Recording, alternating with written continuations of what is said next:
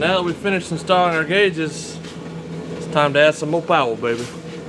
We're going to get that power from these 50 horsepower injectors from Full Force Diesel.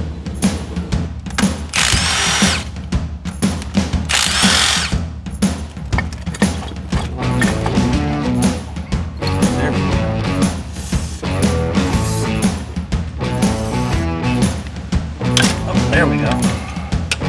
We might get through this without breaking an injector line.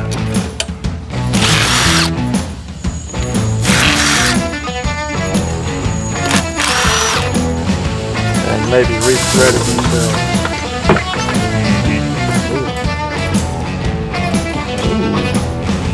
All the rockers, all the injectors.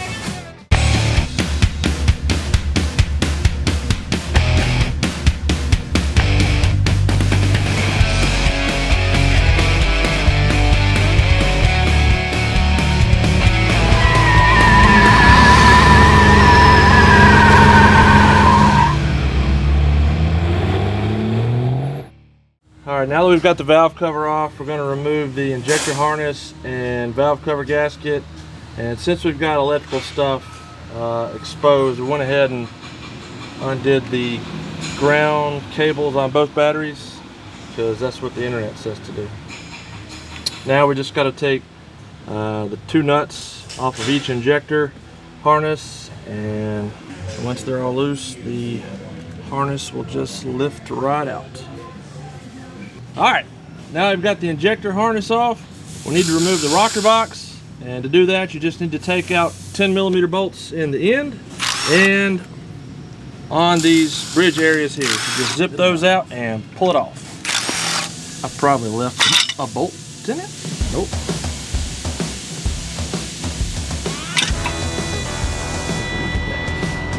There's the gasket.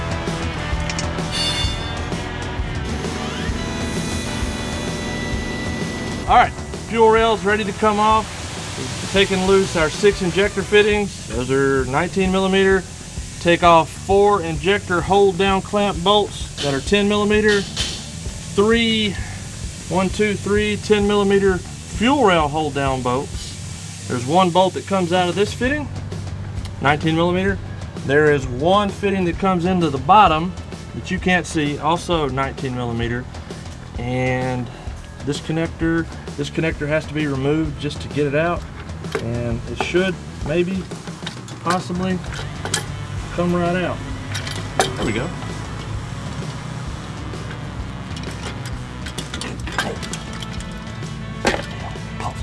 Alright, all the fuel rail. So now we need to remove our rocker arms. If you're only doing injectors, you just need to remove the exhaust rocker, which are the larger ones. We're going to be replacing our valve stem seals, so we're going to go ahead and remove all the rocker arms so we can get to all of our valves. But again, if you're just doing injectors, just remove the large exhaust rocker arm, and that's a 10mm bolt. Keep those in order, don't mix them up. Let's get to it. The last thing we need to do before we can pull our injectors out is remove these connector tubes. They run from the high pressure fuel line to the injector. 1 for each injector. There's a 15/16 retaining nut. You just need to break that loose, and then we'll put an adapter on here and pry them out. Alright, we've got all the retaining nuts off the connector tubes, so we need to pull the tubes out next before we can remove the injector. I've got an adapter here. You can get these a lot of places. Full Force has them. They just thread down on here, and they give you something to pry against, and they just pull right out. And you can also use these to tap the connector tubes back in when we reassemble the engine. And now we need to remove all of our injectors so we can get to our valves and replace our valve stem seals. The injectors are held down by 2 bolts each, 8mm socket to loosen those. So just loosen them up, and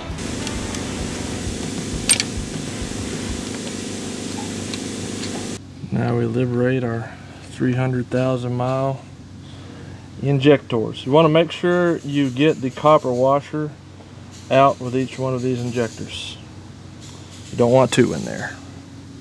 All right, we've got all the injectors out of the truck, and now we've got to start working on our valve stem seals.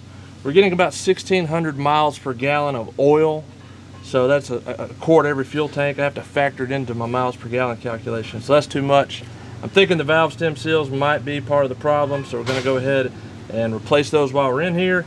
It's not that hard to do. Once you've got your injectors and rocker arms out of the way, you just have to find top dead center on that cylinder. You're going to bolt this tool into the injector hold down bolts, and you're going to run this nut down, and it will depress all of your valves. When they hit the pistons, the springs will compress. You can pull your locks and retainers off. You can back this out, pull all your valve springs off, and then get to all of your valve stem seals to replace those. Now, on an inline 6 engine, there's companion cylinders. 1 and 6 are always at the same place in the stroke, but on opposite strokes. The same thing with 2 and 5 and 3 and 4. So if you find top dead center on cylinder 1, which there's several ways to do that, I'm just using a straw in the injector hole because we have access to that. If you find top dead center on 1, you can do this process on 1 and 6. All right, got those finger tight, and that's good enough. Same thing here, arrows pointing towards the rocker stand. We've got a flat washer, a bearing, another washer, and a nut that I probably should have sized before I put it on here.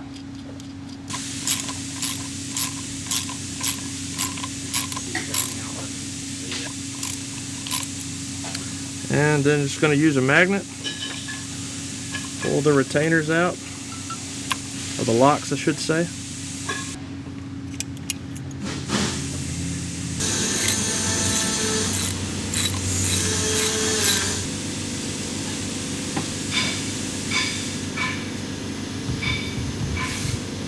I'm hoping when we pull some of these valve springs off that I'll actually find a disintegrated valve stem seal, which will help explain why my truck uses so much oil.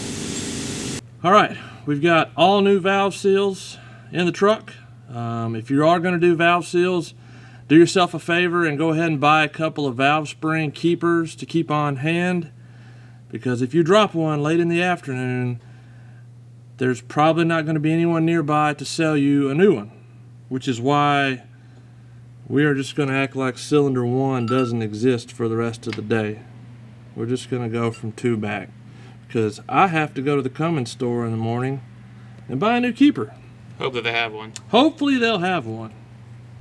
So the truck has 300,000 miles on it, and it's pretty much always hazing. There's never a time when it doesn't smoke a little bit. There's some misfire on a cold start. Once it warms up, or once you get into the gas, it runs fine, but just sitting there idling is kind of annoying.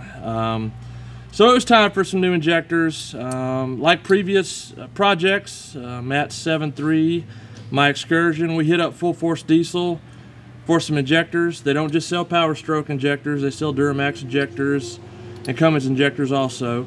They sent us a 50 horse over injector, or a 15% over.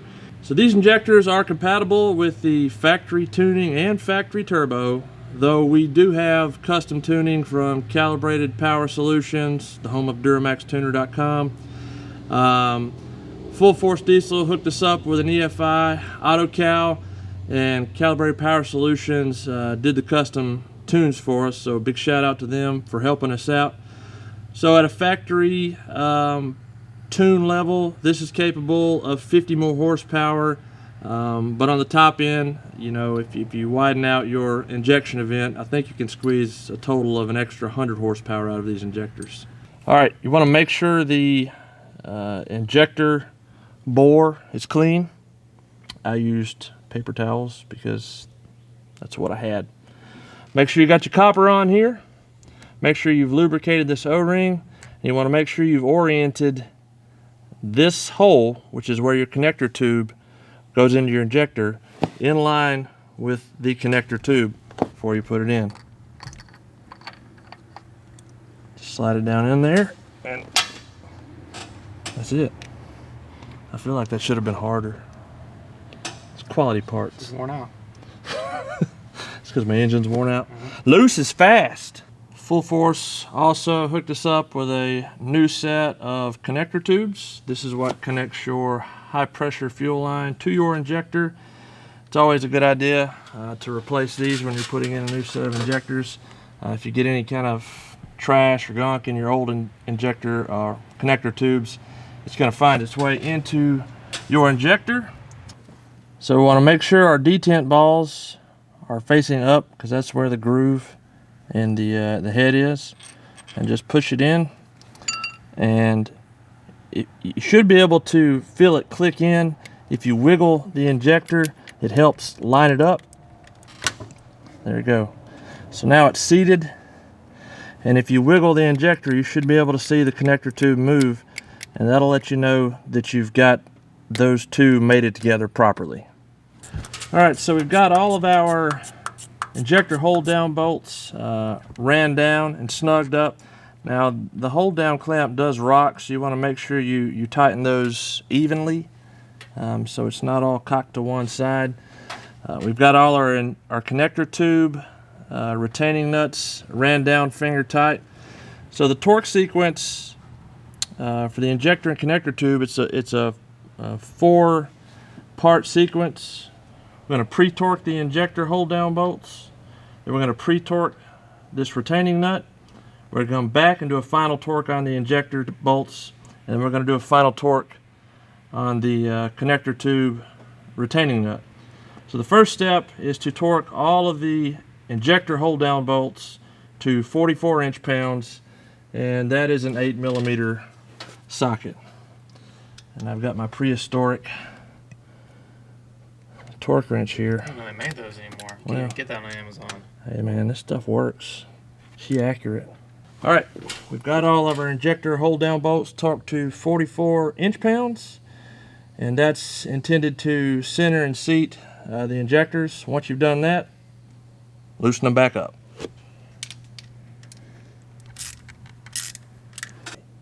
Alright, we've got our injector hold down bolts backed off. Next step is to torque the connector tube retaining nuts to 11 foot-pounds, and that is a 15/16 socket.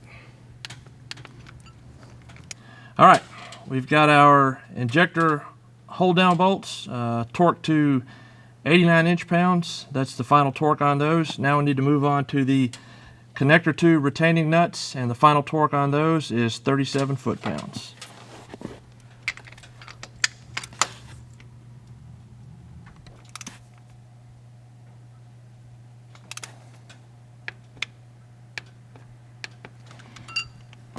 Okay, it's another day. I made my 2-hour round trip to the Cummins store this morning to get a valve keeper, and I bought a spare. Now that we've got all 6 new injectors installed and torqued down, we want to button up the fuel system by reinstalling our common rail and all our injector lines. But first, we want to go ahead and install a new fuel filter before we start feeding these new injectors. It's a 29mm or a 1 1/8 inch socket. You can put a universal and an extension on there, makes it really easy to get to. If you drain the fuel bowl first, it makes a little bit less of a mess, but it's not required. Alright, we've got our fuel rail reinstalled. Nothing's torqued yet.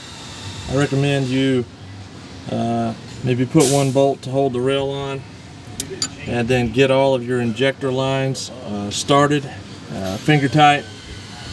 Get your return line and your supply line all started, and once everything's started and run down finger tight, put in all of your fuel rail hold down bolts and fuel injector line hold down bolts. Snug those down.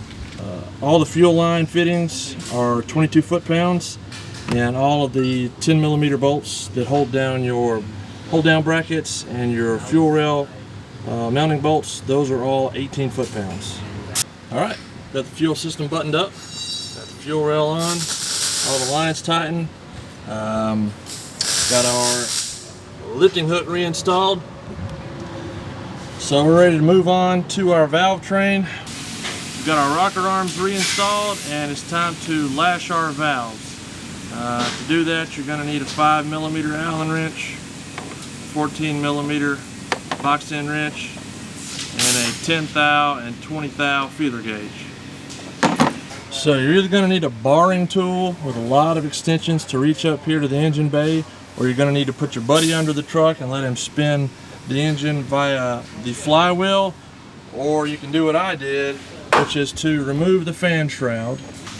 With the fan shroud removed, you can easily see the harmonic balancer down there, and you can see my white marks on it to indicate top dead center on cylinder 1. And honestly, that was probably the hardest part of the project, was finding that marking. So to start lashing the valves, what you want to do is get that mark up to the 12 o'clock position and check the rockers on your number 1 cylinder. If they're both loose, then you're ready to start lashing the valves. If they're not both loose, you need to rotate the engine another 360 degrees, bring the mark back up to 12 o'clock, and check to see that the number 1 rockers are both loose. So both of the rocker arms on cylinder number 1 are loose, so that indicates that we are at the right place. That's the top dead center on the compression stroke of cylinder 1. And when you get to this point, you can lash the intake valves on cylinders 1, 2, and 4, and the exhaust valves on cylinders 1, 3, and 5. Now that's 10 thou on the intake and 20 thou on the exhaust. And once you've lashed all of those valves, you can rotate the engine another 360 degrees and bring the timing mark back to 12 o'clock, and you can lash the remainder of the valves. Now this is my engine barring setup. I've got a long flat bar with a bunch of curves in it. It's supposed to be straight, and I'm just wedging it between the nut for the fan clutch and the bolts on the pulley, and that just allows me to turn it over. Just go slow because you're fighting the compression. The slower you go, the easier it'll be. Alright, we lashed our first 6 rockers. We rotated the engine 360 degrees, got our TDC mark back at 12 o'clock on the harmonic balancer. You want to check your rocker arms on cylinder 6 to make sure they're both loose, and that'll let you know you got the engine in the right place. So we're moving on to our next 6 rocker arms. That's going to be the intake on cylinders 3, 5, and 6, and the exhaust on cylinders 2, 4, and 6. All you're trying to do here is get 20 thousandths between this rocker and this valve bridge on the exhaust, and 10 on the intake. All you've got to do is loosen your lock nut, turn your Allen wrench until you feel a slight drag on the feeler gauge, and then just lock it down. And then make sure the lash hasn't changed after you lock down the adjuster nut. So just do that 12 times and you're done.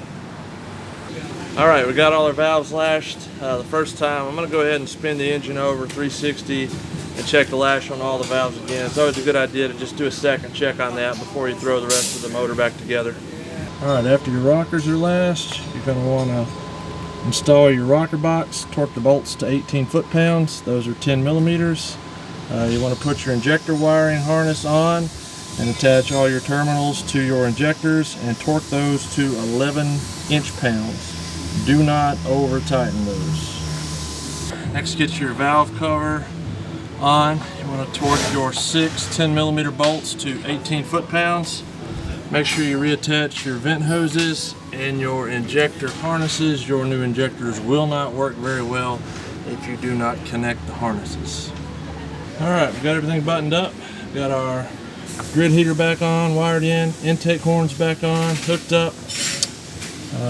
All the wiring, fan shroud, our negative battery cables hooked up. So we should be ready to fire.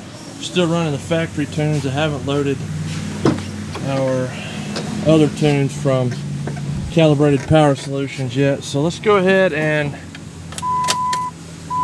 just cycle the key a few times and let the fuel system fill. Plus we can check for leaks before we fire it up.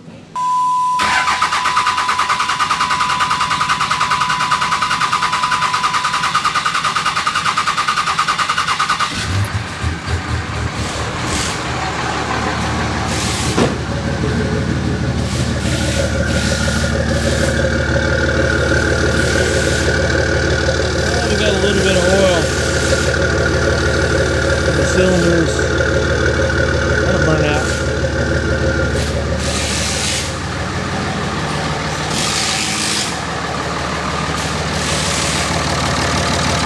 Oh, it sounds good. It's been this quiet in a long time. No rattles, no knocks. Sounding good.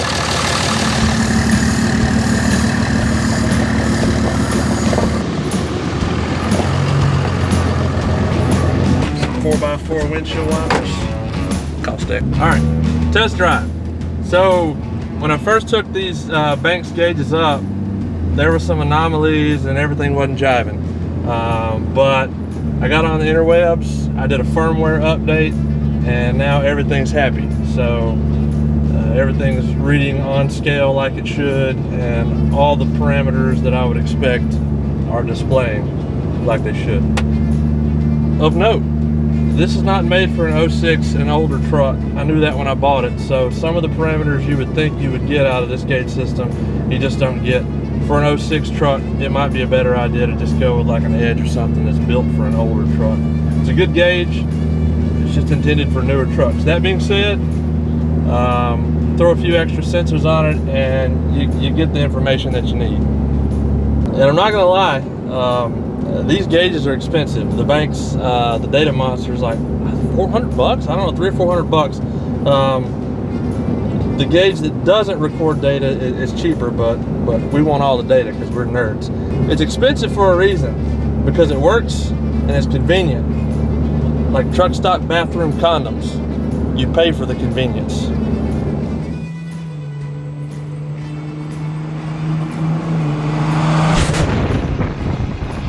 Another reason that I chose this style of gauge that hooks into the OBD2 port is because, like most third gen Dodges, my tachometer doesn't work. Now we're driving 45 miles an hour right now, and my tachometer is reading approximately 0 tacos. I know we got more tacos than this truck. That's not near enough tacos. All the tacos. So Is that what we're having for lunch? If you want Wednesday, Taco Tuesday, whatever. We can have tacos any day we want. All right. So number one thing on the top for parameters. Now I've got a 5 gauge setup here. You could go with 2 parameters, 3, 4, 5, I think all the way up to 7 or 8. It's a lot. You can get a lot of info on this deal. I've got RPM up top because it's always good to know that your engine's still running. If you drive a 6-liter, that's important because sometimes it'll read 0 and you'll be on the side of the road. Happens often. So most important, exhaust gas temperature. I mean, that's going to tell you what's going on in your engine if you're driving a diesel. You do performance mods, the exhaust gas temperatures go up. That's just the nature of the beast. Heat is horsepower, so you need to monitor what the exhaust gas temperatures are just to make sure you're at a safe level for your engine. Third, I've got the boost pressure here. You know, I know Gail Banks isn't big on boost pressure, but the rest of the world loves it, so I've got it reading here. That gives you an idea of how hard you're working the engine, or if you have a boost leak or something like that. Very important. Now the last two, these are because I'm a nerd.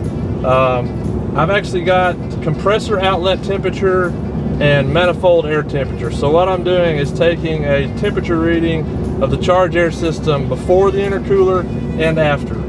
It really doesn't tell you anything you need to know, except this is a science experiment. So I just wanted to know what those temperatures really look like. Banks offers a temperature sensor for air for this system, but it's only rated to 275 degrees, and this might come as a surprise to a lot of people, but the compressor outlet temperature on an engine that makes 20 pounds of boost or more is going to be higher than 275 degrees. So for compressor outlet temperature, I'm actually running another pyrometer just like you would run for the exhaust gas temperature.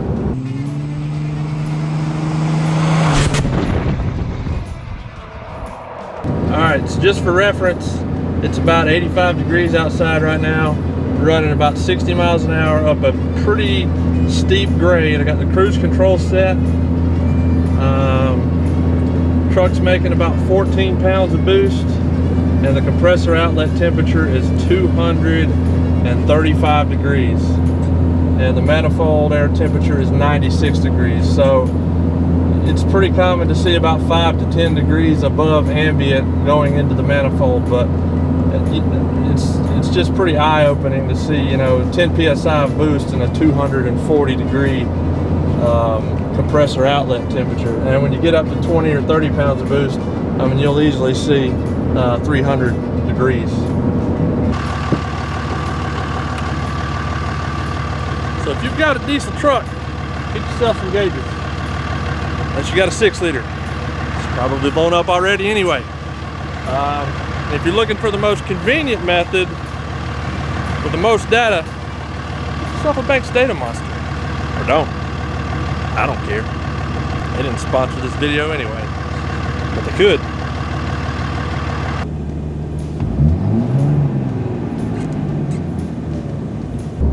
So these 50 horsepower injectors are compatible with your stock tuning. I ran them on stock tuning for a little bit just to see what it felt like. Truck felt great, ran great, clean.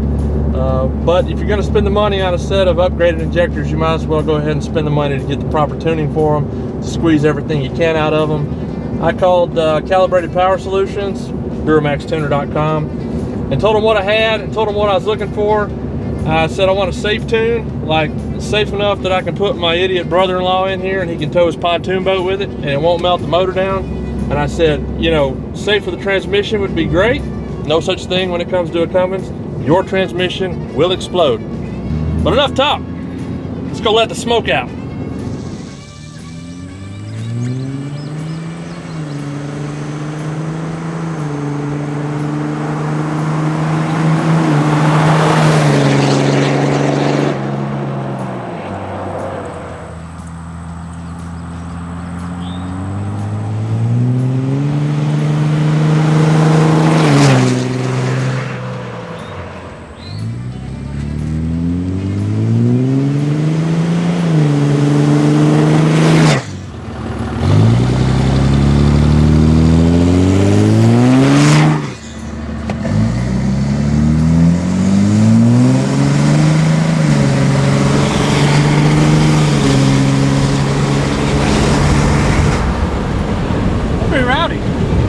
It feels good. It comes on slow though. Yeah. Yeah, you don't roast the tires. That's that brother-in-law tune. Brother-in-law tune. Did you watch the EGTs? Because I didn't watch anything. You know that's got a data logger on it, and I didn't push that button either. You know what that means? We're gonna do another hit.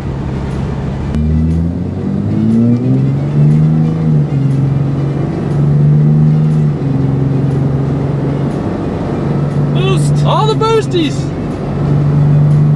All right, so it hit 1400 degrees, and according to the interwebs, stock Cummins tuning can take you to 1400 degrees. So looks like the EGTs are pretty on par with factory. It's 100 degrees, and we're going up a hill, so that's pretty normal. What was the boost? 35-ish.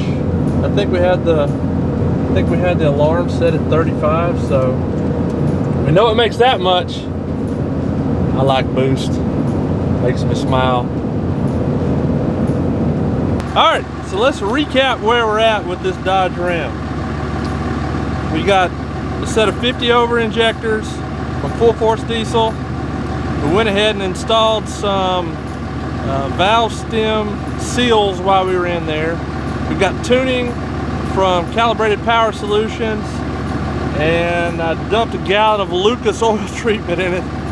So, oh, and I lashed the valves. So somewhere in all of that magic, we've reduced the oil consumption, and we don't smell like an oil change anymore every time we get out of the truck. So now that we've done all this work, I'm just gonna go trade this truck to my mom for our next project vehicle. Stay tuned.